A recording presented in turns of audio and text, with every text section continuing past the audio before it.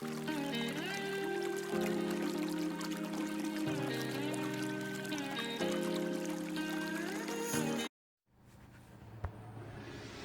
guys, Few Designs back with another one, and here we are with the final insert for the Monkey D. Luffy sculpt, and hope you guys have been enjoying it so far, and sorry for the late finish up, but wasn't even certain if I was going to do this anyway, but we've had some technical difficulties. Well, in this one we're going to get into the modeling, and well guys, without any further ado, let's jump right in. Don't forget to click like and subscribe if the shot there didn't warn you.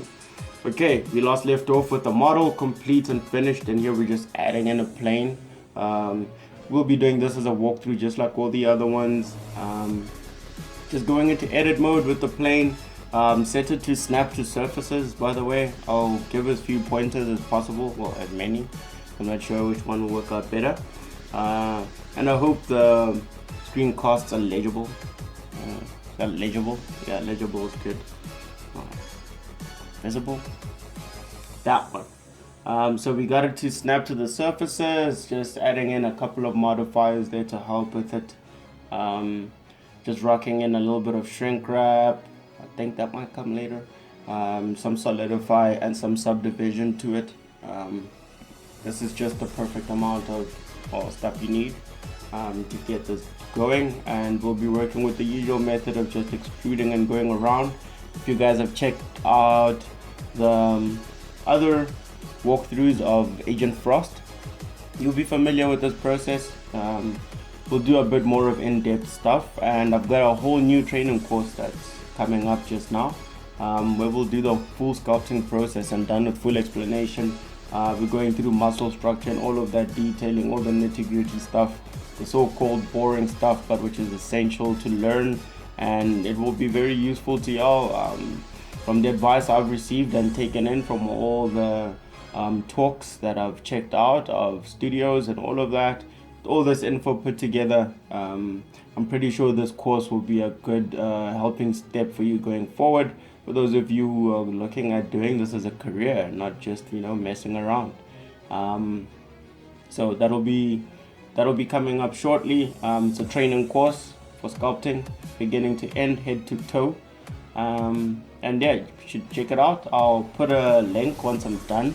I'll share that full course with y'all, and go into the buy me a coffee page, check it out, and yeah, help support the channel, help me help you, and help us grow together, help the learning process. And there we're just kind of sorting out the topology, extruding downward, getting this vest to look fuller, and it's not too bad, is it? Not too bad at all.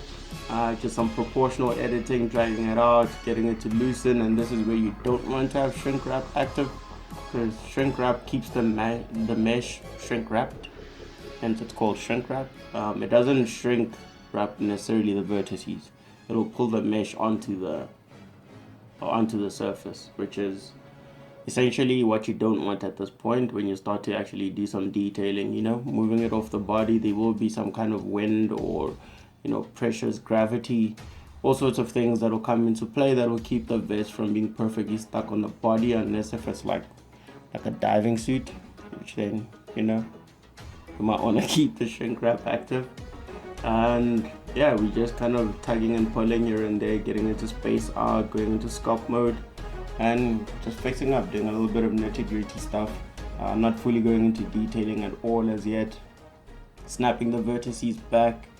Always keep that in check and make sure to not have any issues there, because it can cause you problems afterwards.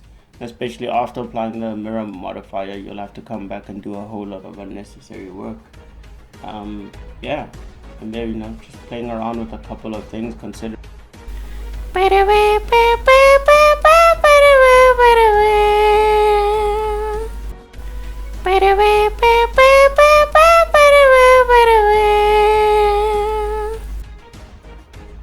Sorry, was rudely interrupted there, but essentially we're done with the vest. Everything else will just be kind of minutia and detailing that we'll be adding. And yeah, we're just going into a retopologized body of Luffy. Was kind of worried about using this actual mesh to create the pants, because I've worked at this process a few times right now, and sometimes it can cause issues in terms of like, you know, your crotch area and your topology layout. So I was kind of like thinking twice about using it, wondered whether it was worth using it or not, and well, eventually, as you can see, decided to just go ahead with it. It saves us a whole lot of trouble in terms of the work, but it has its own singular issues as well. So I mean, yeah, just keep that in mind. And there we are, just extruding, adding in the little detailing. For all of you who truly are fans, you know that we cannot do Luffy pants without having the little fluffy ends. It's pretty cool like that. And yeah, trying to get this to look as authentic as possible. I've seen a lot of stylized stuff out there as well, but being a big fan myself, I figured, you know what, let's go with it. I got the notion from others. As you can see, the edge loops, they're not well selected, so don't copy that part, just copy this part. So you should select the loops particularly in one single direction before you bevel, otherwise it won't smooth down properly. Like, yeah. And as well, you noticed we kind of started ignoring the whole symmetry thing, doing it on both ends, until we activated the mirror, redid the mirror modifier. You'll see why, for this very same purpose. So that we can now apply the mirror modifier and have it reflect the modifications we've done on the one side. Figured why not, it's pointless to work with the full mesh, so just kind of ended up ignoring the other leg. You can do it fully simultaneously the whole way if you want, but it's not smart working. Why do all that work if you don't have to, right? Yeah, we're not lazy, we use our energy wisely. We're smart people like that. That's artists. Should be proud of yourself if you think that way. It's not generally a laudable thing or lauded by many people. And there we just, you know, adding a little extra edge loop there. For those of you with creative minds, you can understand why I would do that. It helps to even out and create a little bit of your waistband thing like you get with your most trousers and pants. And as well, you can use those edges to create like a belt. You can just kind of separate them the same way we created this very same mesh for the pants. Create a selection all around and duplicate and separate, and it makes life that much easier. And yeah, we're just snapping all those ends to the body so it can kind of, you know, look more realistic. Pants don't generally just float around, they would fall otherwise. So pay attention to things like that. It'll make your sculpt that much better and more believable. I'm sure you want that. You want people to look at your stuff and think, that's a good sculpt, or look at it and be like, how are those pants not falling? Although, well, if that's what you want, you can do that too.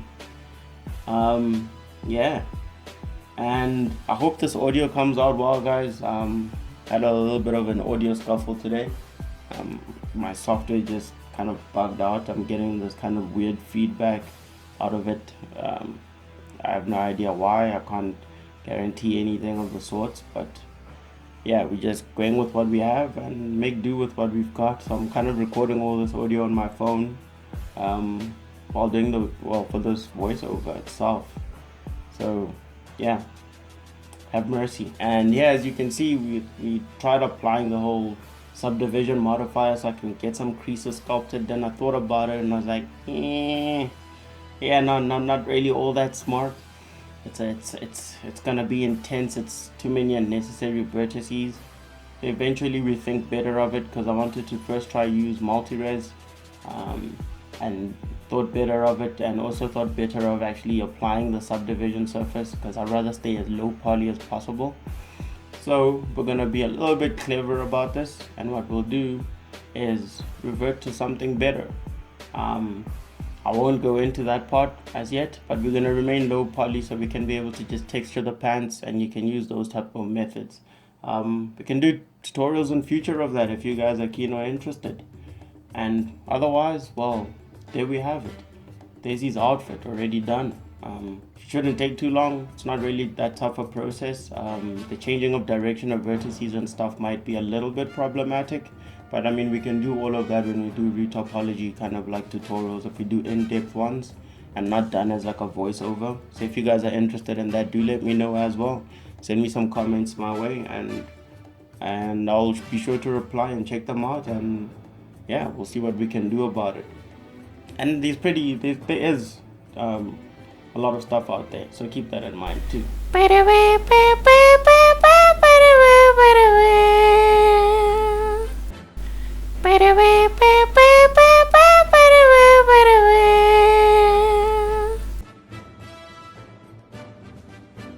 With that been done, this is the final. This is what we came up with. I hope you guys like it, and please do check out the Buy Me a Coffee page, and click like and subscribe to this, guys.